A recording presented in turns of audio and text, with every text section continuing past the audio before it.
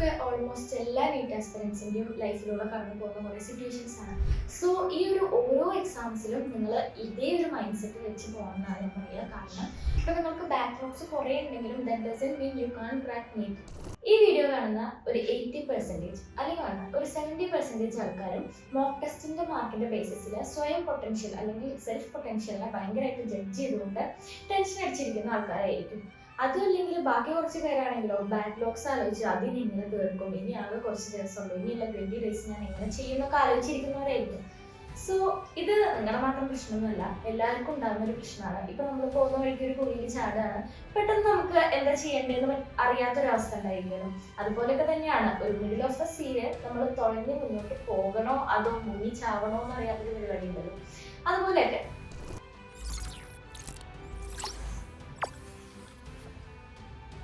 നമ്മുടെ mind set ഒന്ന് clear ചെയ്ത് ചിന്തിച്ച സൊല്യൂഷൻ കിട്ടുന്ന ഒരു ചെറിയൊരു പ്രോബ്ലം മാത്രമാണിത്.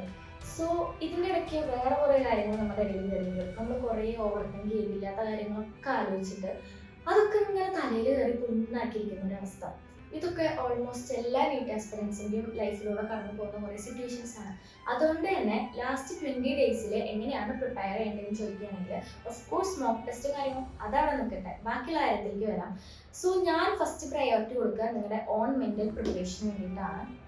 ഇപ്പം ഒരു എക്സാമ്പിൾ പറയുകയാണെങ്കിൽ നിങ്ങൾ നീറ്റൊക്കെ ക്രാക്ക് ചെയ്തു എന്ന് വിചാരിക്കുക, ആൻഡ് ഒരു മെഡിക്കൽ കോളേജിൽ അഡ്മിഷൻ എടുത്ത് നിങ്ങൾ വൈറ്റ് കോട്ട് സെറമണിക്ക് വേണ്ടി പ്രിപ്പയർ ചെയ്യണേ. ഇപ്പം നാളെയാണ് വൈറ്റ് കോട്ട് സെറമണി എന്നുണ്ടെങ്കിൽ ഇന്ന് നിങ്ങൾക്കൊരു സ്പീച്ച് ഉണ്ട്, ലൈക്ക് ആ ഒരു സ്പീച്ചിന് വേണ്ടിയിട്ട് നിങ്ങൾ പ്രിപ്പയർ ചെയ്യാന്ന് വിചാരിക്കുക. സോ നിങ്ങൾ എത്രത്തോളം ആ ഒരു സ്പീച്ചിന് വേണ്ടി പ്രിപ്പയർ ചെയ്യും, ആ ഒരു സെയിം പ്രിപ്പറേഷൻ ലെവലാണ് നിങ്ങളുടെ മൈൻഡ് സെറ്റിന് എത്രത്തോളം പ്രിപ്പയർ ചെയ്യാനായിട്ട് പറ്റുമോ. I want you to have the same preparing mindset in this too. കാരണം ഈ ഒരു വൈറ്റ് കോട്ട് സെറമണി എന്നൊക്കെ പറയുമ്പോൾ സോ നിങ്ങൾ നീറ്റൊക്കെ ക്രാക്ക് ചെയ്ത് ഭയങ്കരമായിട്ട് കഷ്ടപ്പെട്ട് ഏൺ ചെയ്യുന്ന ഒരു മൊമെൻ്റ് ആണത്. സോ അതിനുവേണ്ടി നിങ്ങൾ എത്രത്തോളം പ്രിപ്പയർ ആവുമോ അതുപോലെ തന്നെയാണ് ഇതിനും വേണ്ടത്. ഇത്രയും കാലം നമ്മൾ കുറേ സിറ്റുവേഷൻസിൽ സാക്രിഫൈസ് ചെയ്ത് കുറേ കാര്യങ്ങൾ ഓവർകം ചെയ്തിട്ട് നിങ്ങൾ ഈ ഒരു നീറ്റ് എക്സാമിന് അപ്പിയർ ചെയ്യാനായിട്ട് പോവാണ്. സോ നിങ്ങൾക്ക് നല്ലൊരു ക്ലിയർ മൈൻഡ് സെറ്റ് ഉണ്ടായിരിക്കണം. നിങ്ങൾ എന്താണ് ചെയ്യാനായിട്ട് പോകുന്നത്, അവിടെ എങ്ങനെയൊക്കെ ഉണ്ടായിരിക്കും, എങ്ങനെയൊക്കെ ഡിഫിക്കൽട്ടീസ് ഉണ്ടായിരിക്കും എന്നുള്ളതിനെ പറ്റിയിട്ടൊക്കെ ഒരു ക്ലിയർ മൈൻഡ് സെറ്റാണ് നിങ്ങൾക്ക് വേണ്ടത്. എല്ലാം എക്സ്പെക്ട് ചെയ്യാനുള്ള ആ ഒരു വിൽ പവറാണ് നിങ്ങൾക്ക് ഫസ്റ്റ് വേണ്ടത് എന്നാണ് ഞാൻ പറയാം. ഇതിപ്പോൾ നിങ്ങൾ നീറ്റ് 2026 വേണ്ടി മാത്രം ഉള്ളതല്ല കേട്ടോ. ഇപ്പം നിങ്ങൾ മോഡൽ എക്സാംസ് അറ്റൻഡ് ചെയ്യുന്നുണ്ട്, നിറയെ മോക്ക് ടെസ്റ്റ് എഴുതുന്നുണ്ട്.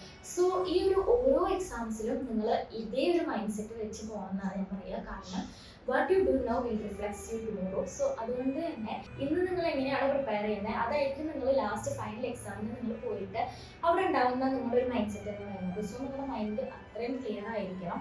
അതില്ലാതെ നമുക്ക് എക്സാം അറ്റൻഡ് ചെയ്യാനോ അല്ലെങ്കിൽ ക്വസ്റ്റ്യൻസ് ചെയ്യുമ്പോൾ കോൺഫിഡൻ്റ് ആയിട്ട് ഇരിക്കാനോ ഒന്നും പറ്റില്ല. ഇതിപ്പോൾ നിങ്ങളുടെ പ്രശ്നങ്ങൾ എന്താണെന്ന് നിങ്ങൾക്ക് തന്നെ അറിയാം. സോ ഞാൻ അതിങ്ങനെ ചൂണ്ടിക്കാണിച്ചുകൊണ്ടിരുന്ന് പറഞ്ഞിട്ട് ഒരു കാര്യമില്ല.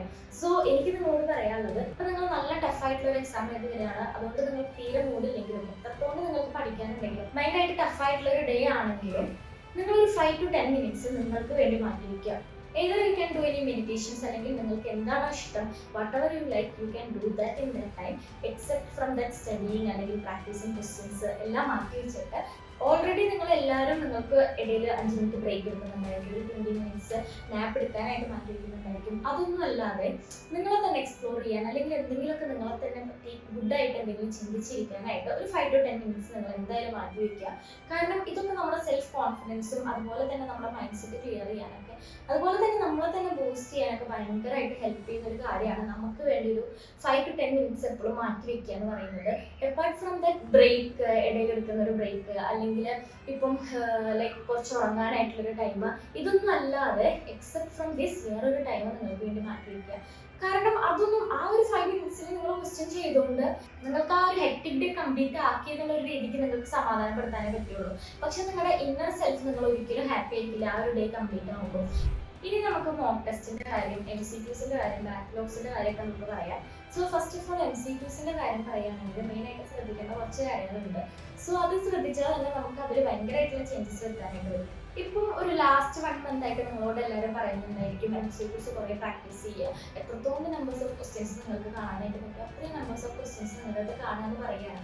സോ അത് കേട്ടിട്ട് നിങ്ങൾ ഉള്ള ലൈബ്രറിയിലും ന്യൂ ബുക്സ് എത്രത്തോളം ഉണ്ട്, കുറേ പ്രാക്ടീസ് ചെയ്യാൻ പറ്റുന്ന ബുക്സ് ഏതൊക്കെയാണ്, പെർഫെക്റ്റ് ആയിട്ടുള്ള ബുക്സ് ഏതൊക്കെയാണ്, ഇപ്പോൾ മാക്സിമം ആൻസേഴ്സ് ഒക്കെ നല്ല പെർഫെക്റ്റ് ആയിട്ടുള്ള ആൻസേഴ്സ് ഉള്ള ബുക്സ് ഏതൊക്കെയാണെന്നൊക്കെ കണ്ടുപിടിച്ചിട്ട് നിങ്ങൾ ലൈബ്രറിയിൽ നിന്ന് കുറേ ബുക്ക് എടുത്ത് വരികയാണ്. അതുപോലെ തന്നെ നിങ്ങൾക്ക് പറ്റുന്ന രീതിക്ക് മാക്സിമം നമ്പർ ഓഫ് ക്വസ്റ്റ്യൻസ് നിങ്ങൾ ഒരു ദിവസം കവർ ചെയ്യുകയാണ്. പക്ഷേ ഞാൻ നിങ്ങളോട് പറയും, you should focus on maximum number of concepts covering in A day. കാരണം ഇപ്പൊ maximum number versus maximum concepts ഭയങ്കര ഡിഫറൻസ് ഉണ്ട്. സോ നിങ്ങൾക്ക് ഈസിലി മനസ്സിലാക്കാം. ഇപ്പൊ ഞാനൊരു എക്സാമ്പിൾ പറയുകയാണെന്നുണ്ടെങ്കിൽ ക്വാളിറ്റി വേഴ്സസ് ക്വാണ്ടിറ്റി എന്താണ് ഡിഫറൻസ്. ഇപ്പൊ നിങ്ങളൊരു സാധനം ഭയങ്കര ബൾക്ക് ക്വാണ്ടിറ്റിയിൽ കിട്ടുകയാണ്, അതും ഭയങ്കര ചീപ്പായിട്ട് കിട്ടുകയാണെന്ന് പറഞ്ഞിട്ട് നിങ്ങൾ അത് വാങ്ങുകയാണ്. വേഴ്സസ് വേറൊരു കുട്ടി ക്വാണ്ടിറ്റി നോക്കി you are investing your time on that product, നല്ല പഠിക്കുകയാണ് ആ പ്രോഡക്റ്റിനെ പറ്റിയിട്ട്, എന്നിട്ട് ഉള്ളതിൽ ഏതാണ് പെർഫെക്റ്റ് ക്വാളിറ്റി അത് നോക്കി ചൂസ് ചെയ്യാണ്. സോ മാക്സിമം ടൈം ചിലപ്പോൾ പോവായിരിക്കും, but she is getting the perfect one.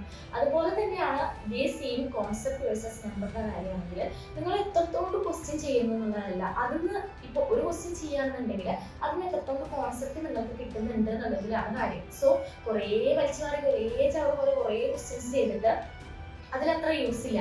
പക്ഷെ നിങ്ങളൊരു കോൺസെപ്റ്റ് ഒക്കെ പഠിക്കുകയാണെന്നുണ്ടെങ്കിൽ അതെപ്പോഴും ഒരു ഇൻവെസ്റ്റ്മെന്റ് മാത്രമാണ് നമ്മുടെ നീറ്റിന് വേണ്ടിയിട്ടുള്ളത്. സോ കൂടുതലും നിങ്ങൾ പുതിയ ബുക്സിലൊന്നും ഡിപ്പെൻഡ് ചെയ്യാതെ നിങ്ങൾ ഇത്രയും നാള് ഏതൊക്കെ ബുക്കാണോ നിങ്ങൾ ചൂസ് ചെയ്തത് പഠിക്കാനായിട്ട്, സോ അതേ ബുക്കിലെ ക്വസ്റ്റ്യൻസ് തന്നെ വീണ്ടും വീണ്ടും നിങ്ങൾ പ്രാക്ടീസ് ചെയ്തുകൊണ്ടിരിക്കുക. കാരണം ഇപ്പൊ നമ്മളൊരു ക്വസ്റ്റ്യൻ പഠിച്ചു, അതിന്റെ കോൺസെപ്റ്റ് നമുക്ക് കിട്ടി. So again you are practising that question once more. ആ ഒരു കോൺസെപ്റ്റ് ഒന്നുകൂടെ നിങ്ങൾക്ക് ചിന്തിക്കാനായിട്ട് ഹെൽപ്പ് ചെയ്യും. ഇപ്പൊ ഒരു കോൺസെപ്റ്റ് പഠിക്കുകയാണ്, ആ ഒരു കോൺസെപ്റ്റിനെ ഭയങ്കര വെറൈറ്റീസ് ഓഫ് വേസിൽ നിങ്ങൾക്ക് തിങ്ക് ചെയ്യാനായിട്ട് പറ്റും.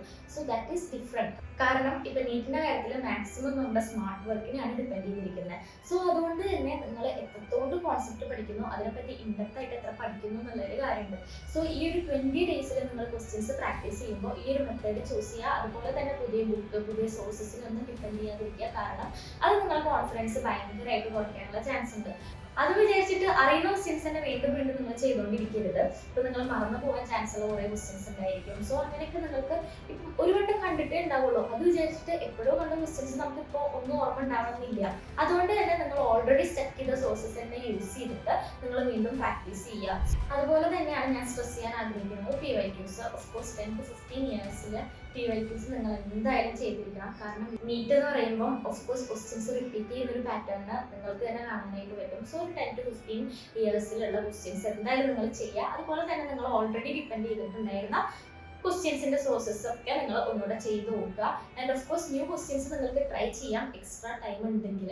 സോ ഓഫ് കോഴ്സ് റിവൈസിങ് ആണ് മെയിൻ ആയിട്ട് വേണ്ടത്. ഇപ്പോൾ ബയോളജി ആണെന്നുണ്ടെങ്കിൽ ഓഫ് കോഴ്സ് ടെക്സ്റ്റ് എപ്പോഴും നമ്മൾ കൂടെ ഉണ്ടായിരിക്കണം. ഈവൻ NCERT ഒക്കെ എപ്പോഴും വായിച്ചുകൊണ്ടിരിക്കണം. അതിനുവേണ്ടി വേറൊരു ടൈം നിങ്ങൾ മാറ്റി വയ്ക്കണം. ഇനിയിപ്പോൾ മോക്ക് ടെസ്റ്റിന്റെ കാര്യം പറയുകയാണെങ്കിൽ ഓഫ് കോഴ്സ് നിങ്ങൾ എല്ലാവരും ഡെയിലി മോഡൽ എക്സാംസും കാര്യങ്ങളൊക്കെ ചെയ്തുകൊണ്ടിരിക്കുകയാവും. സോ ഇതിലിപ്പോൾ എന്താ പറയാനുള്ളത് ചോദിക്കുകയാണെങ്കിൽ, ഇപ്പം ഒരു ഡോക്ടറിന് അല്ലെങ്കിൽ ഒരു ഫിസിഷ്യന് ആളുടെ സ്റ്റെപ്പ് എത്രത്തോളം ഇമ്പോർട്ടൻ്റ് ആണോ അത്രയും ഇമ്പോർട്ടൻ്റ് ആണ് നമ്മളൊരു എക്സാം എഴുതി കഴിഞ്ഞിട്ട് ആ ഒരു എക്സാമിൻ്റെ സെൽഫ് അനാലിസിസ് നടത്തുന്നത്. സോ ജസ്റ്റ് ഒരു എക്സാം എഴുതിയോണ്ട് നിങ്ങൾക്ക് അതൊന്നും ഒന്നും കിട്ടാനില്ല. അതല്ലാതെ ആ ഒരു എക്സാം കഴിഞ്ഞ് വന്നിട്ട് നിങ്ങളുടെ തെറ്റ് ഏതാണെന്ന് കണ്ടുപിടിച്ച് അത് കറക്റ്റ് ചെയ്ത് അതിൻ്റെ കോൺസെപ്റ്റ് എന്താണ്, അവർ ആ ഒരു ക്വസ്റ്റ്യനിലൂടെ എന്ത് കോൺസെപ്റ്റ് ആണ് വരുന്നത് അതൊന്നുകൂടെ റീഡ് ചെയ്ത് കോൺസെപ്റ്റിൻ്റെ ആ ഒരു ബേസിക്സ് സ്ട്രോങ് ആക്കി വെക്കുമ്പോഴാണ് നമ്മൾ ആ ഒരു എക്സാം എഴുതിയതിന് ഒരു വാല്യൂ ഉണ്ടാകുന്നത്. അല്ലാതെ ജസ്റ്റ് എഴുതിയിട്ട് വരുന്നതുകൊണ്ട് ഒരു കാര്യമില്ല. അതുപോലെ തന്നെ മാർക്ക് നോക്കുക എന്ന് പറയുമ്പോൾ ഇങ്ങനെയായിരിക്കണം നമ്മൾ സെൽഫ് അനാലിസിസ് ചെയ്യേണ്ടത്. അല്ലാതെ നമുക്ക് കിട്ടുന്ന റിസൾട്ടിന്റെ മാർക്ക് നോക്കി സോ നമ്മളെ തന്നെ ജഡ്ജ് ചെയ്യല്ല എന്തായാലും വേണ്ടത്. സോ ഇങ്ങനെ നിൽക്കുമ്പോൾ ആ ഒരു കോൺസെപ്റ്റ് നിങ്ങൾക്ക് സ്ട്രോങ് ആയിട്ട് നിൽക്കും. കാരണം പിന്നെയും നമുക്ക് ഓരോ കോൺസെപ്റ്റ് കാണാൻ അറിയാത്ത കോൺസെപ്റ്റ് ആയിരിക്കും, അല്ലെങ്കിൽ നമ്മൾ ഓൾറെഡി പഠിച്ചതായിരിക്കും. പക്ഷെ നമുക്ക് ആ ഒരു സിറ്റുവേഷനിൽ ആ ഒരു ക്വസ്റ്റ്യനിൽ നമുക്ക് അപ്ലൈ ചെയ്യാൻ പറ്റുന്നതില്ല. സോ ഇതൊക്കെ ഓരോ മെമ്മറീനെ പിന്നെയും ബൂസ്റ്റ് ചെയ്യാനായിട്ട് നമ്മളെ ഹെൽപ്പ് ചെയ്യും. അതുപോലെ തന്നെ ഇപ്പോൾ ഒരു കോൺസെപ്റ്റ് നിങ്ങൾക്ക് എത്ര പഠിച്ചിട്ടുണ്ടെന്നില്ല. ഇപ്പോൾ നമ്മൾ ഇപ്പം ഒരു എക്സാം കഴിഞ്ഞ് വന്നു, അതിലൊരു ക്വസ്റ്റ്യൻ എനിക്ക് റോങ് ആയിരുന്നു, എന്നിട്ട് ഞാൻ അതിന്റെ കോൺസെപ്റ്റ് പഠിച്ചു. വീണ്ടും നെക്സ്റ്റ് ഡേ അതേ കോൺസെപ്റ്റ് വെച്ചിട്ട് ക്വസ്റ്റ്യൻ ഒന്ന് ട്വിസ്റ്റ് ചെയ്ത് ചോദിക്കുമ്പോൾ നമുക്ക് ആ ഒരു കോൺസെപ്റ്റിനെ പറ്റി നമുക്ക് കിട്ടുന്നില്ല എന്ന് വിചാരിക്കുക. അതിൻ്റെ അർത്ഥം എന്താ, നമ്മൾ ആ ഒരു കോൺസെപ്റ്റിൽ അത്ര സ്ട്രോങ് അല്ല. സോ അങ്ങനെ നമുക്ക് ഭയങ്കര വീക്ക് ആയിട്ടുള്ള ഒരു ടോപ്പിക്കാണ് ക്വസ്റ്റ്യനിൽ വരുന്നതെന്നുണ്ടെങ്കിൽ ആ ഒരു ടോപ്പിക്ക് വേറൊരു നോട്ടിൽ വെക്കുക. ഇപ്പം നിങ്ങൾക്ക് ഒരു ചെറിയ നോട്ടാണെങ്കിൽ അല്ലെങ്കിൽ ഒരു വലിയ നോട്ട് അതിന് വേണ്ടി നിൽക്കുക ഓരോ ടെസ്റ്റിന് വേണ്ടിയിട്ട്. ഇനി 20 ഡേയ്സ് ആണെങ്കിലും നിങ്ങൾ 20 ഡേയ്സ് അത് പിന്നെയും റിവൈസ് ചെയ്യുമ്പോൾ നിങ്ങൾ ആ ഒരു ടോപ്പിക്കിൽ അത്രയും സ്ട്രോങ് ആയിരിക്കും. സോ അങ്ങനെ എഴുതി വെച്ചിട്ട് അതിനെപ്പറ്റി പഠിക്കുമ്പോൾ എത്രയോ ഹെൽപ്ഫുൾ ആണ്. കാരണം ഞാൻ എൻ്റെ ടൈമിൽ മെയിനായിട്ട് ഞാൻ ചെയ്തിരുന്നത് ലാസ്റ്റ് ഒരു ഫ്യൂ ഡേയ്സ് ഒക്കെ ഞാൻ ഭയങ്കരമായിട്ട് ഫോളോ ചെയ്തൊരു കാര്യമായിരുന്നു ഇങ്ങനെയുള്ള ഫോർമുല നോട്ട്സ്. അതുപോലെ തന്നെ ഞാൻ തന്നെ എഴുതി വെക്കുന്ന ആ ഒരു കോൺസെപ്റ്റ് പ്ലസ് ആ ഒരു ക്വസ്റ്റ്യൻ ഞാൻ എഴുതി വെക്കും. കാരണം ഇനി ആ ഒരു ക്വസ്റ്റ്യന്റെ പാറ്റേൺ ഇപ്പൊ നമ്മൾ ആൻസർ മാത്രം അല്ലെങ്കിൽ ആ ഒരു കോൺസെപ്റ്റ് മാത്രം അതിന്റെ കാര്യമില്ല, അതിന് ആ ഒരു ടോപ്പിക്കിനെ വെച്ചിട്ട് എങ്ങനെയായിരിക്കും അവർ ക്വസ്റ്റ്യൻ ചോദിക്കുക എന്നുള്ള രീതി അറിയണം. സോ ഒരു മോഡേൺ ആ ഒരു ക്വസ്റ്റ്യൻ ഒന്ന് സൈഡിൽ എഴുതി വെക്കുന്ന ഒരു രീതി. സോ അതെന്താണെങ്കിലും ഈ ഒരു ലാസ്റ്റ് ഫേസിൽ നിങ്ങൾക്ക് ഹെൽപ്ഫുൾ ആയിരിക്കും. ഇത്രയൊക്കെ കാര്യങ്ങൾ ശ്രദ്ധിച്ചിട്ടും എന്നെ ഭയങ്കരമായിട്ട് ടെൻഷൻ അടിക്കുന്ന ഒരാളാണ് ഈ ബാക്ക്ലോഗ്സ് എന്ന് പറയുകയാണെങ്കിൽ. ബാക്ക്ലോഗ്സ് എന്ന് പറയുന്നത് ഒരു 90% ഓഫ് നീറ്റ് ആസ്പിറൻസിന്റെയും ഒരു ടെൻഷൻ അടിക്കുന്ന ഒരു സംഭവമാണ്. അതുപോലെ തന്നെ ഈ 100% നീറ്റിന്റെ സിലബസും കവർ ചെയ്തിട്ട് no one is going for NEET exam. ഇപ്പൊ നിങ്ങൾക്ക് ബാക്ക്ലോഗ്സ് കുറെ ഉണ്ടെങ്കിലും that doesn't mean you can crack NEET. ഇപ്പൊ ഞാൻ അങ്ങനെയുള്ള ഒരാളായിരുന്നു, എനിക്ക് ബാക്ക്ലോഗ്സും കാര്യങ്ങളൊക്കെ ഉണ്ടായിരുന്നു. പക്ഷെ സ്റ്റിൽ ഞാൻ ആ ഒരു നീറ്റ് ക്രാക്ക് ചെയ്യാൻ പറ്റിയിട്ടുണ്ടെന്നുണ്ടെങ്കിൽ ഞാൻ എൻ്റെ ഫോക്കസ് ആ ബാക്ക്ലോഗ്സിൽ നിന്ന് മാറ്റിക്കൊണ്ടാണ്. ആൻഡ് ഓഫ് കോഴ്സ് നിങ്ങൾക്ക് ഈ ഒരു ലാസ്റ്റ് 20 ഡേയ്സിൽ നിങ്ങൾ കഴിയാത്ത ടോപ്പിക്കിനെ പറ്റി ടെൻഷൻ അടിച്ചോണ്ട് അതിലൊരു കാര്യം ഉണ്ടായിരിക്കില്ല. സോ നിങ്ങൾ ഇപ്പോൾ എത്രത്തോണ്ട് പഠിച്ചിട്ടുണ്ടോ അത് നിങ്ങൾ മാക്സിമം സ്ട്രോങ് ആക്കാനായിട്ട് നോക്കുക. അതുപോലെ തന്നെ അത് മാക്സിമം റിവൈസ് ചെയ്യാനായിട്ട് നോക്കുക. ഒരു നൂൽപ്പാലാന്ന് വിചാരിക്കുക, എങ്ങനെയൊക്കെയോ എത്തി നമ്മൾ ആ ഒരു എൻഡ് പോയിന്റിന്റെ അടുത്ത് എത്തുകയാണ്. പിന്നെയും നമ്മൾ ബാക്കിലേക്ക് തിരിഞ്ഞു നോക്കിയിട്ട് അവിടെയുള്ള കാര്യങ്ങൾ മിസ് ചെയ്ത കാര്യങ്ങളൊക്കെ നോക്കി നിന്നാൽ നമുക്ക് ഫോർവേഡ് പോകാനായിട്ട് പറ്റില്ല. സോ നിങ്ങൾ ബാക്കിലേക്ക് വല്ലാതെ നോക്കാതെ ഇനി നിങ്ങൾക്ക് എന്തൊക്കെയാണ് ചെയ്യാനായിട്ട് പറ്റുക, ഇനി നിങ്ങൾക്ക് എങ്ങനെയാണ് മുന്നോട്ട് പോകാനായിട്ട് പറ്റുക, എങ്ങനെയാണ് റിവൈസ് ചെയ്യാനായിട്ട് പറ്റുക, എത്രത്തോളം നിങ്ങൾക്ക് പഠിച്ച ടോപ്പിക്കിനെ നിങ്ങൾക്ക് സ്ട്രോങ് ആക്കാനായിട്ട് പറ്റും, ഇത്തരം കാര്യങ്ങൾ ശ്രദ്ധിക്കുക. കാരണം ബാക്ക്ലോഗ്സ് അവിടെ നിൽക്കട്ടെ, അതിപ്പോൾ എല്ലാവർക്കും ഉള്ളതാണ്. സോ അതിനെപ്പറ്റി വല്ലാതെ ടെൻഷൻ ആവാതിരിക്കുക. ആ ഒരു ടോപ്പിക്ക് നിങ്ങൾ പഠിച്ചില്ല എന്ന് വിചാരിച്ചിട്ട് നിങ്ങൾക്ക് നീറ്റ് ക്രാക്ക് ചെയ്യാൻ പറ്റില്ല എന്നൊന്നും ആരും ഇവിടെ പറഞ്ഞിട്ടില്ല. ആൻഡ് ഓഫ് കോഴ്സ് ശ്രദ്ധിക്കേണ്ട ഒരു കാര്യമുണ്ട്, ബയോളജിയിൽ നിങ്ങൾ ബാക്ക്ലോഗ്സും വെച്ച് മാക്സിമം ഇരിക്കാതിരിക്കുക. എത്രത്തോളം നിങ്ങൾക്ക് കംപ്ലീറ്റ് ആക്കാനായിട്ട് പറ്റും അത്രയും നിങ്ങൾ കംപ്ലീറ്റ് ആക്കാം. ഇപ്പൊ നിങ്ങൾ പറയുകയാണ് ബയോളജിയിൽ എനിക്ക് കുറേ ബാക്ക്ലോഗ്സ് ഉണ്ട്, എനിക്കിപ്പോൾ ലൈക്ക് ടെൻഷൻ ആവുന്നത് ബയോളജിയാണ്, കാരണം കുറേ ചാപ്റ്റേഴ്സ് ഞാൻ കവർ ചെയ്യാത്തതുണ്ടെന്നുണ്ടെങ്കിൽ ഓഫ് കോഴ്സ് ഞാൻ പറയും ഒരു ഡേ 1 to 2 hours നിങ്ങൾ ബയോളജിക്ക് വേണ്ടി മാറ്റി വെച്ചിട്ട് ആ ഒരു ചാപ്റ്റർ നന്നായി വായിക്കാനായിട്ട് നിങ്ങൾ ടൈം കൊടുക്കുക. ഇപ്പോൾ ക്വസ്റ്റ്യൻസ് പ്രാക്ടീസ് ചെയ്യാൻ എത്ര ടൈം കിട്ടുമെന്ന് എനിക്ക് പറയാനായിട്ട് പറ്റില്ല, ബട്ട് നിങ്ങൾ ആ ഒരു ചാപ്റ്റർ വായിച്ചു നോക്കാനായിട്ട് ഓഫ് കോഴ്സ് നിങ്ങൾക്ക് തന്നെ ടൈം കൊടുക്കുക. കാരണം ബയോളജിയാണ് നമ്മൾ മാക്സിമം സ്കോർ ചെയ്യാനായിട്ട് ഹെൽപ്പ് ചെയ്യുന്ന ഒരു സബ്ജക്റ്റ് എന്ന് പറയുന്നത്. സോ അതിൽ നിങ്ങൾ എന്തായാലും മിസ്സിങ് വരുത്താതിരിക്കുക. സോ ബയോളജിയാണ് നിങ്ങൾക്ക് കുറേ ബാക്ക്ലോഗ്സ് എങ്കിൽ നിങ്ങൾ അതെന്തായാലും ഫോക്കസ് ചെയ്യാനായിട്ട് ശ്രദ്ധിക്കുക. എത്രത്തോളം നിങ്ങളെ കോൺഫിഡൻ്റ് ആക്കി ഇരിക്കാനായിട്ട് നിങ്ങൾക്ക് പറ്റുമോ അത്രയും കോൺഫിഡൻ്റ് ആയിട്ട് ഇരിക്കുക. കാരണം ഈ ഒരു വേ ഇത്രയും ദൂരം നിങ്ങൾ എത്തിയിട്ടുണ്ടെന്നുണ്ടെങ്കിൽ it's not just a small thing, അതൊരു വലിയൊരു കാര്യമാണ്. കാരണം അത്രയും നാളത്തെ സാക്രിഫൈസും കാര്യങ്ങളും കുറേ കാര്യങ്ങൾ മിസ് ചെയ്തിട്ടുണ്ടായിരിക്കും, വീട് മിസ് ചെയ്തിട്ടുണ്ടായിരിക്കും, കുറേ സ്ട്രെസ് ഉണ്ടായിട്ടുണ്ടായിരിക്കും. അതൊക്കെ ഓവർകം ചെയ്ത് നിങ്ങൾ വന്നിട്ടുണ്ടെന്നുണ്ടെങ്കിൽ ഈ ഒരു ഫേസ് നിങ്ങൾക്ക് കടന്നു പോകാനായിട്ട് പറ്റും. സോ ഓഫ് കോഴ്സ് നന്നായി പ്രിപ്പയർ ചെയ്യുക. എക്സാമിന് വേണ്ടിയിട്ട് എത്രത്തോളം നിങ്ങൾക്ക് പ്രിപ്പയർ ചെയ്യാനായിട്ട് പറ്റുമോ അത്രയും നിങ്ങൾ ഈ ഒരു ഡേയ്സിൽ നിങ്ങളുടെ ടൈം അതിന് വേണ്ടി ഇൻവെസ്റ്റ് ചെയ്യുക. സോ ഇപ്പം ഇത്രയും കാര്യങ്ങൾ മതി. Thank you so much for watching. All the best to everyone. By.